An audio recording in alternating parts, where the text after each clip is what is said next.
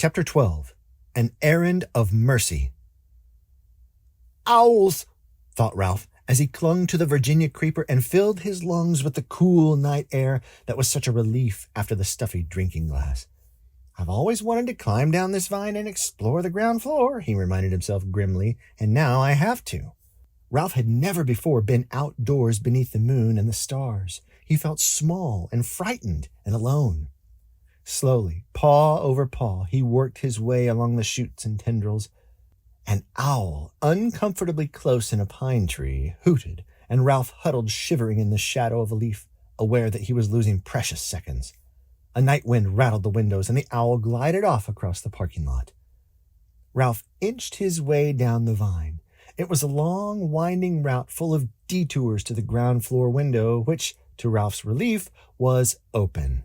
Upon reaching the sill, Ralph leaped to the floor of the room, in which 3 young men of college age were sleeping, 2 in beds and 1 in a sleeping bag on the floor. An aspirin! I must find an aspirin, thought Ralph, darting under the bed.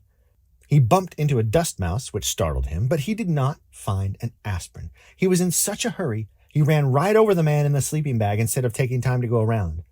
There, under the dresser, gleaming in a shaft of moonlight, he saw a round, white pill.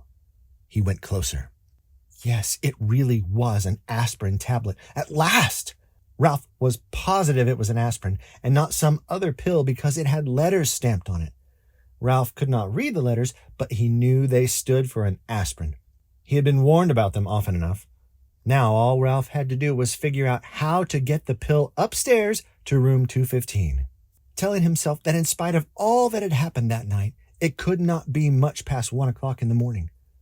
Ralph half pushed and half rolled the aspirin tablet around the man in the sleeping bag to the door. He shoved it under the door and with great difficulty squeezed under himself. The first floor carpet was thicker and of better quality than that of the second floor. Ralph worked his way with the aspirin down the hall to the lobby where the night clerk was asleep on a couch. The glassy eyes of deer heads mounted on the knotty pine walls seemed to stare at Ralph. So did the giant eye of the television set. Slowly, he moved his precious load across the lobby to the stairs, and there he stopped. How could he manage to get that aspirin up those stairs? He picked it up and tried lifting it, even though he knew he could not reach the first step with it. The night clerk tossed on the couch and made a gobbling, snorting noise. Ralph dropped the aspirin in a panic and looked wildly about for a hiding place. With one terrified leap, he dived under the grandfather clock between the elevator and the stairs. It was immediately plain from the dust that no one ever cleaned under the clock. Ralph struggled to control a sneeze. Above him, the works of the clock began to make grinding noises. Achoo! The sneeze could not be held back. Bong! The clock struck 1:30, forcing Ralph to clap his hands over his ears.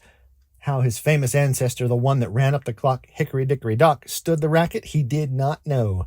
Peeking out, Ralph discovered the night clerk had slept soundly through the den, so he ventured out from under the clock to continue his struggle with the aspirin tablet. Since carrying the pill up the stairs was impossible, Ralph had to find another way. The elevator? Ridiculous. A mouse could not run an elevator. Then, quite unexpectedly, a whole plan of action popped into his mind. Ralph had a genuine inspiration. First, he rolled the aspirin to a safe place behind the ashtray stand beside the elevator. Then, empty-pawed, he climbed the stairs to the second floor and ran down the hall to room 215, where he squeezed under the door. Keith was still half awake, his eyes glinting with fever under their heavy lids. "Psst," said Ralph. "I found an aspirin for you." Murmured Keith. "An aspirin tablet. I found an aspirin." "Where is it?" Keith was more awake now. "Down on the first floor." "Oh." Keith was obviously disappointed. "Now wait," said Ralph. "I can get it up here, but I've got to have some help." "You'll have to let me take your sports car." "You're too young," mumbled Keith. "I am not." And it was true that Ralph felt very much older than he had when he lost the motorcycle. "Come on. You need that aspirin, don't you?" "You already lost my motorcycle." "Oh, come on!" Ralph was growing more impatient as he felt the night slipping by. "If you won't let me take the sports car, will you let me take the ambulance?" "I guess so." Keith did not feel equal to arguing with a determined mouse. He picked up his ambulance from the bedside table and set it on the floor. Here. One more thing, said Ralph anxiously. Do you think you could manage to open the door for me? I know you feel terrible, but it's the last thing I'll ask, honest, and I promise I'll have the aspirin up here in no time. Keith sighed, but he slid his feet out from under the sheet and, hanging on to the bedside table, reached over and opened the door. Ralph was already seated in the white ambulance with a red cross painted on the side. Wee, wee, wee! He took the corner into the hall on 2 wheels and sped down the bare floor between the wall and the carpet until he came to room 211. Here, he slowed down and then went, wee, wee, wee, good and loud. This carried him, as he had planned, to the elevator. It was a crucial moment. Now he would find out if his plan was going to work. The little dog in room 211 began to whimper and then to bark, just as Ralph had planned. In a moment, the door opened, and the man stumbled out with the little terrier in his arms. Oh, all right, he grumbled. I'll walk you. Shut up, will you?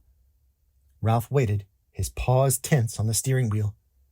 The man walked groggily to the closed elevator door where he managed, in spite of the wriggling dog in his arms, to push the button.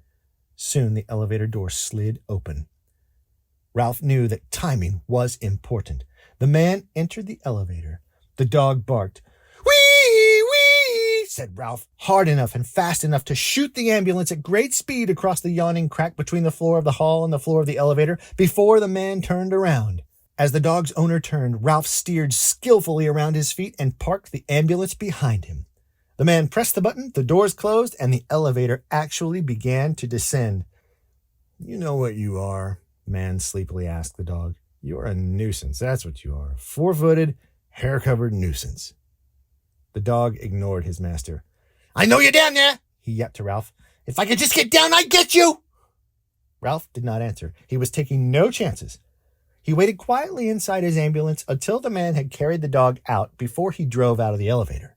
He jumped out of the ambulance, opened the rear doors, seized the precious aspirin, and boosted it inside. Slamming the doors, he ran around and jumped into the driver's seat. There was not an instant to lose. Wee, wee! The ambulance moved toward the open elevator, but unfortunately by this time Ralph was slightly out of breath. The front wheels of the ambulance caught in the crack between the floor of the lobby and the floor of the elevator. The ambulance was stuck. Oh no, thought Ralph. Not now. I can't fail now. Wee! Wee! He managed to gasp. The wheels spun, but the ambulance did not move. Ralph jumped out, put his shoulder to the rear of the vehicle, and pushed with all his strength. Nothing happened. In a moment, the man would be returning with his dog.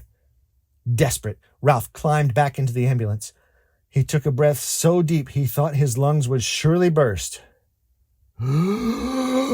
Wee! Wee! He made the sound hard and fast and high-pitched. The wheels spun. The ambulance moved, slowly at first, and then as the tires got a grip on the floor of the elevator, it shot out of the crack and across the elevator and hit the rear wall with a bump. Ralph collapsed over the steering wheel, limp with relief, just as the man came back through the lobby with his dog. I guess some boy lost his toy ambulance, muttered the man, more awake now as he stepped in and pressed the button. Toy? Thought Ralph indignantly. This ambulance is carrying medical supplies to the sick. Boy, my foot! Yapped the terrier. It's that dastardly mouse! Let me down and I'll get him!